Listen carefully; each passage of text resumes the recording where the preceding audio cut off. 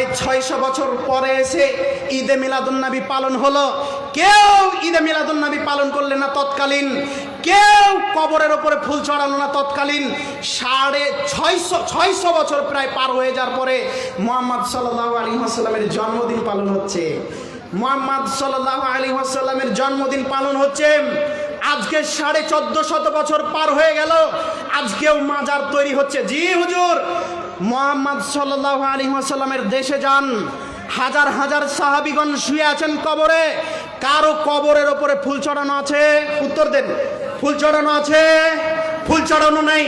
এখন আপনাকে বলছি, এই মুর্শিদাবাদ সফর করেন, এই মুর্শিদাবাদে দেখবেন হাজারো বাবা, খাজা বাবা, কলকি বাবা, হিরোইন বাবা, আর যত গাজা বাবা, সব খাজা বাবা দোকান খুলে বসে আছে। ও বাবা বলছে, ও জনগণ, নামাজ পড়া লাগবে না। আমাদের পীর সাহেবের কবরের উপরে যে চাদর আছে, এসে চাদর ধরো জান্নাতে কিভাবে ঢুকাতে হয়, যে এই পীরের দায়িত্ব। তোমার পীরের 12টা বেজে যাবে জাহান্নামে। আবার বলছে, আল্লাহ তোমার কাছে চাই না জান্নাত, চাই না জাহান্নাম, চাই শুধুমাত্র আমার পীরের নামটা কপালে লিখে দিও। আবার বলছে, ও আল্লাহ তোমার কাছে চাই না জান্নাত, চাই না জাহান্নাম, আমার পীরের সাথে মুলাকাত করে দিও। মুলাকাত তো হবে, তোমার 12টা বাজিয়ে দিয়েই হবে।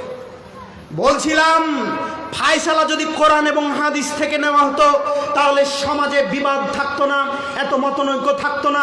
এই কথাই আল্লাহ বলছেন, ফাইন তানাযাতুম ফি শাইইন ফারুদ্দুহু ইলাল্লাহি ওয়া রাসূলিহি। এই আদমের ছেলে মেয়ে শোনো, যারা ঈমান এনেছো, যখন তোমাদের মাঝে সমস্যা দেখা দেয়, এক হুজুর বলছে একরকম, আরো এক হুজুর বলছে আর এক রকম, ফারুদ্দুহু ইলাল্লাহি ওয়া রাসূলিহি, কথাকে প্রত্যাবর্তন করো আল্লাহ এবং আল্লাহ রাসূলের দিকে। কথাকে প্রত্যাবর্তন করতে হবে কোন দিকে? আল্লাহ এবং আল্লাহ রাসূলের দিকে। কথা যদি আল্লাহ এবং আল্লাহ রাসূলের সঙ্গে মিলে তাহলে গ্রহণযোগ্য, কথা যদি আল্লাহ রাসূলের সাথে না মিলে তাহলে গ্রহণযোগ্য নয়। তাই তো আল্লাহ বলছেন, ইন কুনতুম তুমিনুনা বিল্লাহি ওয়াল ইয়াউমিল আখির।